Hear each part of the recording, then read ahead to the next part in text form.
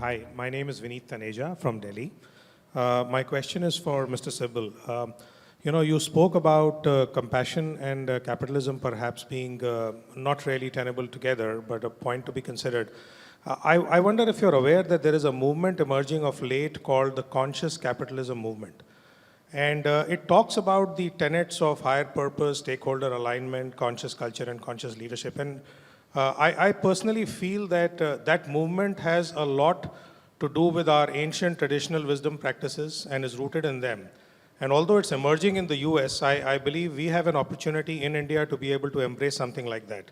I would like to hear your comments on that. No, in fact, I was part of that movement. In fact, I went to Bombay.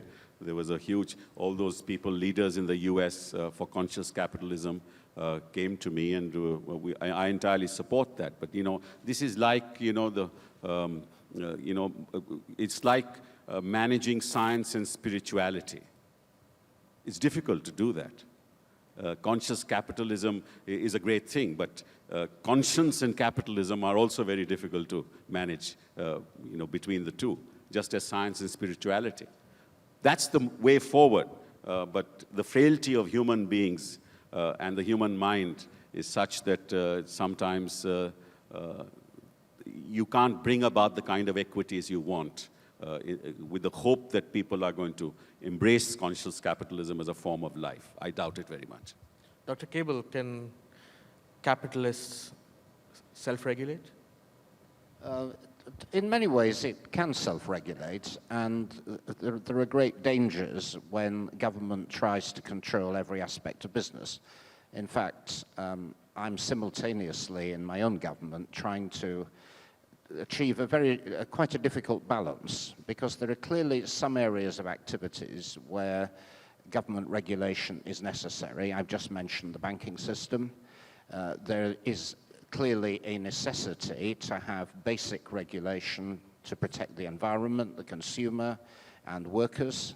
But what has very often happened, certainly in the UK, and I think probably even more in India, is that a great deal of what we call red tape has grown up around these regulations, which is excessive.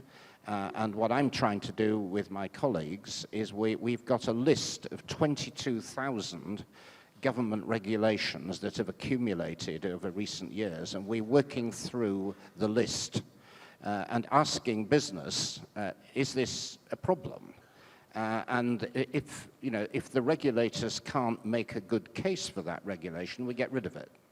So we're simultaneously trying to have smart regulation in areas where it's necessary, as in banking, while getting rid of a lot of the accumulated bureaucracy that has grown up around regulation in the past.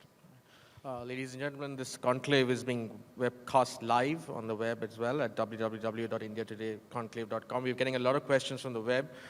There's one question I have here from Vidushi in London, and both of you can answer that. Won't the compassionate face of capitalism, she asks, kill the instinct of competitiveness that drives entrepreneurship?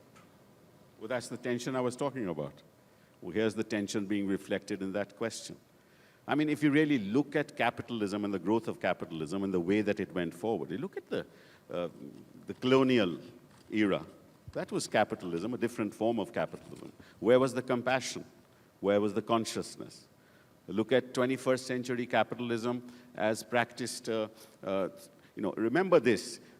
When you talk about education and you talk about patents, the West is far ahead of us, miles ahead of us. And the West is looking for markets. And ultimately, patents and access to markets and knowledge which is concentrated in the West makes it very difficult for us to compete, right? So there's a tension there as well. Now, how do you resolve that tension? That comes through dialogue. And I think what we need is intergenerational dialogue, with dialogue across boundaries, so that we can actually come to some kind of sense of a balance. Dr. Cable, you're the Minister for Business Innovations and Skills. Does compassion inhibit competitiveness? Well, it can do. Let me just try to get away from abstractions to a very concrete problem. If you have extremely rich people in society, what rate do you tax them in order to ensure that they pay their share to public services or to redistribution to poor people? What is the sensible rate of taxation which doesn't then destroy enterprise? That's a practical question all governments have got. In the UK, we have a very vigorous debate as to whether the marginal rate of income tax should be 50%, which it is at the moment, or 40%. Where is a sensible level? In France, Monsieur Hollande, the opposition socialist, is saying it should be 80%. I don't know what it is in India, but when we talk about a tension between the negative disincentive effects of compassion and enterprise, we're dealing with very practical things of that kind. What is the best marginal rate of tax? But of course, the question that can arise is that if you tax them at 60 or 70%, the private entrepreneur will say, the rich will say, look, in my hands that money is much better served because I will in turn invest it and bring about greater growth. In your hands, it'll be spent, it'll be misspent. So it's better leaving it with me than taxing it. So there's that debate. There's a related question on compassion, Mr. Sibal. There's the whole question of the way, at least in India, the government delivers public services, or what you would call social safety nets, the compassionate side of capitalism. Isn't there a serious problem there? Absolutely, absolutely. Very serious problem, because the targeted subsidies never reach the people. So that's exactly why we have the Aadhaar. That's why we are moving towards a cash delivery system.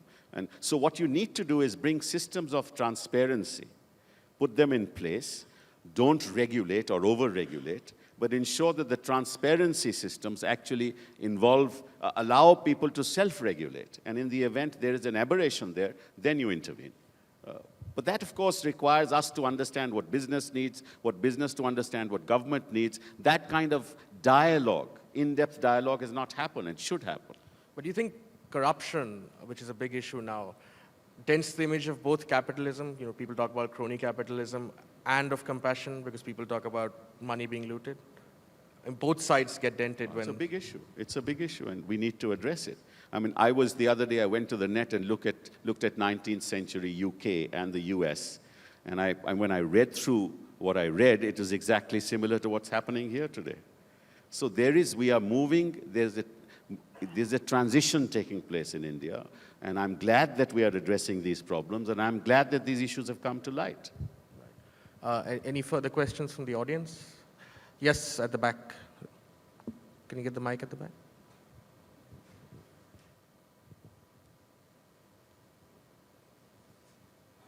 Good afternoon. Sir, we've heard a lot about compassion between the rich and the poor. But don't you think that we're missing a point here? What happens to the compassion towards our Mother Earth? I mean, the way capitalism is fueling consumption, this per capita increase in consumption, where is it going to lead us? Are we going to be left with our Mother Earth? Yeah, if there's no earth, there is no rich, no poor. Yeah. No, but that's why I talked about intergenerational equity. I use that expression only in the context of the planet. What are we here for? Why are we here?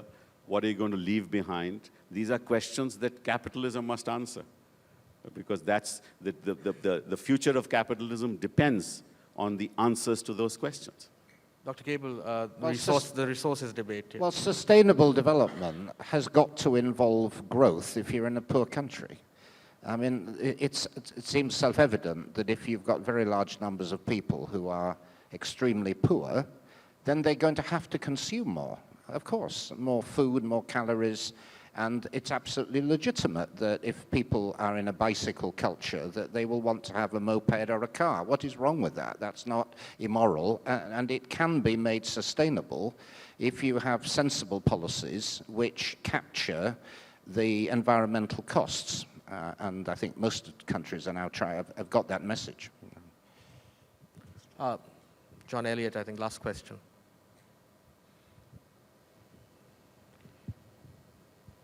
This is a question, perhaps inevitably, about coalition governments and compassion. Could you tell us how much compassion you think, Mr. Cable, you've been able to inject into the British government's policies? And for Capel Sybil, do you think compassion is railway fare increases for all or just for the rich? Well, it is one thing our two countries now have in common. We're trying to manage coalition. In the UK, this was unexpected. We've never had a coalition in peacetime since well before I was born.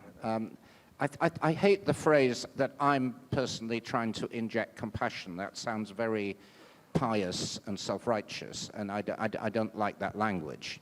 What I am trying to inject into our coalition is what I would call a social democratic perspective to balance some of the more free market views of my conservative colleagues. And I think we are succeeding. This government's only been in for 2 years, but we have provided stability. We're making very, very tough decisions about the budget. My own department, we've had to cut spending by 25%. That's not easy. A third of my civil servants have had to go. The kind of harsh decisions that businesses often have to face, but we've done it, and we've done it hopefully in a, well, compassionate way. But we've still had to make tough decisions. And I think Mr. Sebel had it absolutely right, that what we're talking about here is an inherent tension between a system that is businesslike and unleashes the forces of entrepreneurship, but also maintains a sense of decency and social solidarity. And if I'm helping with that in my own government, I'm pleased. And as far as your question to me is concerned, you're really not being compassionate in asking me that question.